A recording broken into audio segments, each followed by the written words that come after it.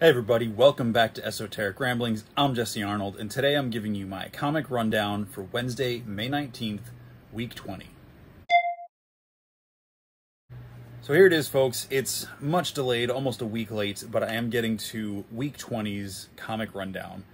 There's a lot of books. I had a lot going on last week, and it just took forever to get through everything, and just didn't get a chance to do a video yet. So here we are, week 20, a day or so before week 21, but I'll have that hopefully on time, up Wednesday, actually, is the plan. So yeah, thanks for sticking with me. Sorry it's so late. We're just going to jump right into it. First up is TMNT Best of Splinter #1. This is the series they've been doing for TMNT to catch people up on what's been going on in this universe, with 3 or so issues of some great stuff from this new series. This one has some cool stuff from some of the older books. Yeah, it's a lot of fun. It's pretty cool. So if you just like kind of the best of turtle stuff, definitely check out the Splinter. I'm really digging these cover designs from this series. I mean, they're all one-shots at this point, but yeah. All right, into the rundown. We're just going to go through these because there are so many. Amazing Spider-Man 66, the beginning of a new storyline. Sorry, as I'm trying out a new lighting situation here. Issue 6 is the new storyline, picking up after King's Ransom, and from Nick Spencer, Mark Bagley on pencils. And it's pretty cool. It's picking up some of the threads from the end of King's Ransom and moving Spidey on into a new story that, like this whole series, is still kind of connected to the previous story. Up next, Captain America 29. I wish I had more to say about this book, but I'm not, because I don't want to be negative, and I don't really have anything negative to say other than I'm not really enjoying this series. Again, Cap still feels very much like a side character in his own story. I don't know. Anyway, Catwoman 31. This was another fun issue with Selina and company, dealing with thievery and whatnot. There's some cool stuff with Poison Ivy in this issue, and the awesome Jenny Frison. Wait, is that right? Did I say that right? I don't want to say the wrong artist. DC, why can't you put your credit page? Yes. I was pretty sure that was Jenny Frison. I just had a complete moment of doubt. This awesome Jenny Frison, Poison Ivy and Catwoman cover. Really great cover. And no, surprisingly, that did not make my cover of the week pick. It was very close, though.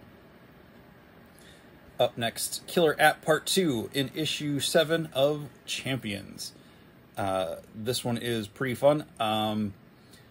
It is not my most exciting story for Champions. It's still really well told, and I'm really enjoying it.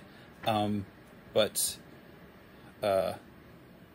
dealing with apps that can sway people's opinion and PR stunts and all that stuff feels almost too realistic for me.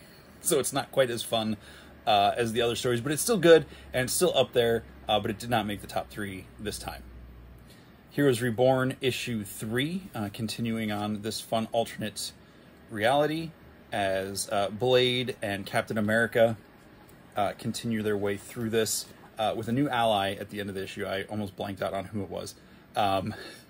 They get a new ally by the end of this issue and trying to set the world to right. So I believe the one-shot that was supposed to come out, Magneto and the Mutant Force, was supposed to be out last week, but it got delayed. So there should be several tie-ins to Heroes Reborn this week coming up. Up next is the Mighty Valkyries issue 2. Another really fun issue from Jason Aaron, continuing his stories with Jane Foster and the other Valkyries. Really enjoying this. The art in this book is absolutely gorgeous, to the point where it's hard to believe it's actually a comic book. But yeah, Mighty Valkyries number 2. Next up in the Star Wars War of the Bounty Hunters storyline, Bounty Hunters issue 12 Prelude, Target Solo. So we're continuing on with the storylines, building up to trying to find Han Solo, who's still frozen in carbonite. There's some flashback stories, and I learned, and I've been informed, a lot of people have been pronouncing it this way all their life. I guess I've just been saying it wrong, and that's fine. I don't mind being corrected. Bounty Hunters include Zuckuss and a robotic character who I always called Forlom. I learned in this issue he's actually for LOM, because they spell LOM out like they do when they spell R2 as ARTOO. So that's fun to learn. I like learning things because I read a lot of Star Wars books when I was a kid as they were new and fresh and coming out, but I never read much with them in it, so I never picked up on that. That's how it was said. All right, moving on. Transformers issue 29 and 29 and 23. 29 and 30 came out this week for this continuing War World storyline. This has been great. Sometimes I get a little confused in this series just because there's so much technical jargon they throw out, especially at the beginning of some of these issues, that I'm like, wait, what's going on now? But I really like seeing the collapse. Well, I don't enjoy seeing the collapse of the Autobot and the Transformer race on Cybertron, but they're doing a really good way of showing the story in a much more detailed way, because, you know, I've said before, the animated series on Netflix just jumps kind of into the end of all that, and I'm wondering if this is going to tie into that more directly, if that's going to be more of a thing. But they're already doing some things differently, so we'll see. Tying into all that is Transformers Escape number 3, as some of the Autobots are trying to help the biological creatures escape harm from the Insecticons, who are wreaking havoc. And I feel like the Insecticons are much more threatening and intimidating in this series than I remember them being as a kid. And I just noticed this. I don't know if it was on previous issues, but the back of issue 29 and 30 have this, and the back of Escape has this, which is the classic arc design there. And it feels like we're getting ready to get close to the arc storyline and Autobots escaping on that. So, got a couple more to go here. I feel like I'm running a marathon of talking. Way of X number 2. The cover to this initially kind of put me off because I was like, all right, we're going to dive into the weird pirate mind of Nightcrawler, which usually would interest me, but for some reason, with the way this storyline with him trying to figure out what the meaning of all the mutant race is now, kind of threw me off guard, and I wasn't as excited. I read it; it was better than I was expecting it to be. But I'm not sure where this story's going. Not as excited about it as I was when I first read about Nightcrawler doing this, but I'm not going to rush to judgment on it. I'm going to give it some time to figure out where it's going, because I just want to let it do its thing. I'm intrigued, and what they're doing with David Haller / Legion is interesting, and a character they don't tease, they flat out name at the end of the issue. Was never a character I was super into, but I'm intrigued to see how they're going to bring that into this whole new era of X stuff. Even though I can't wait for all this new era of X stuff to go away. Up next is We Only Find Them When They're Dead, issue 6. This series I'm really looking forward to read in collected edition, because the time jumps and the different years are so hard to keep track of. I'm not good with numbers, and I constantly forget which time period I'm in, but I'm pretty sure that I figured out that this one does jump quite a few years into the future. And it's been so long since the last issue came out, I kind of want to reread all of it again. So we'll probably do that because it's pretty darn good. But yeah, so We Only Find Them When They're Dead, issue 6 does jump forward in time from the storyline. Spoiler alert. I mean, that's kind of straight out of the gate in this issue.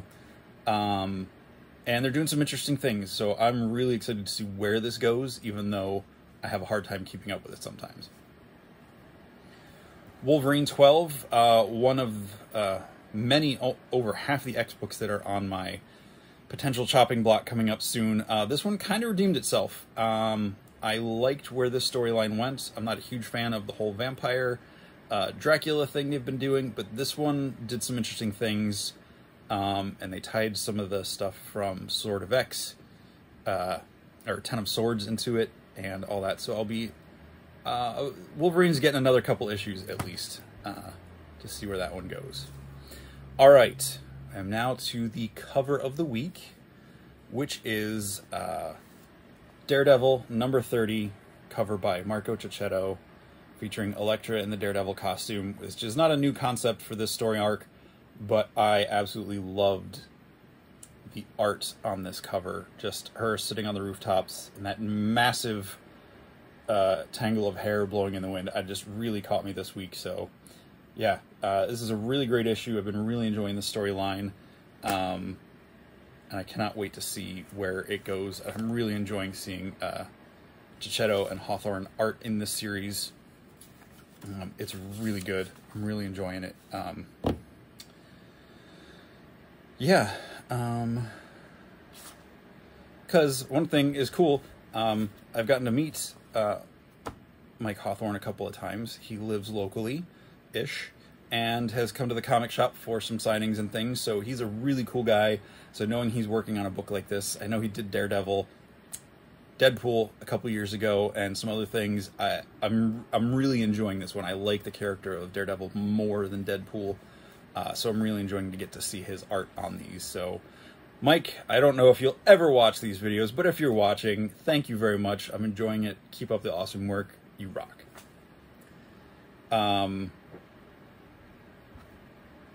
Up next is our count, my top three. My top three for the week, starting with Justice League number 61.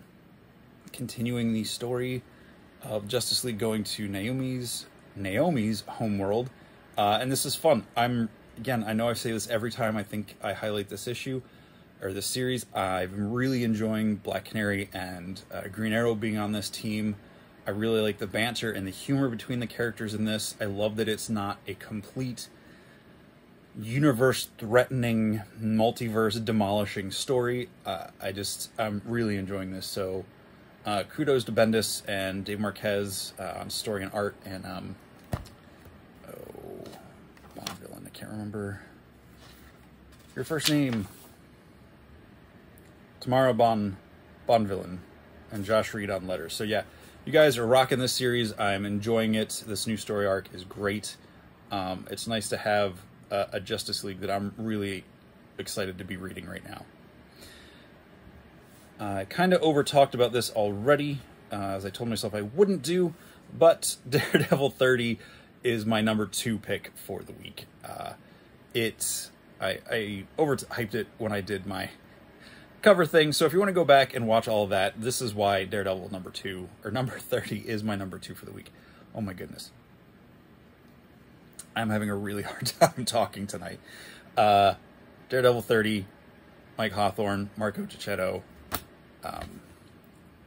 Chip Zdarsky writing, and just a great group of people on that book. Beautiful artwork, great storytelling. Love seeing Matt trying to do penance for his time, and all these people are giving him such a hard time about wanting to prove something by going to jail. I don't know. I really like this story. I like it. I love what Elektra's doing in her role as the new Daredevil while Matt's in jail. So yeah, really interesting stuff, especially because it deals so heavily with Kingpin, which he's been really involved in the SpiderMan storyline, so I'm waiting for those stories to collide at some point.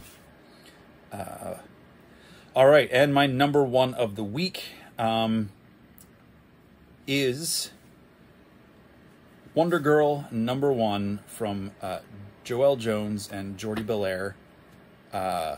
Wonder Girl number 1 is the DC book I have been waiting for since the regular comics ended and the Future State stuff started.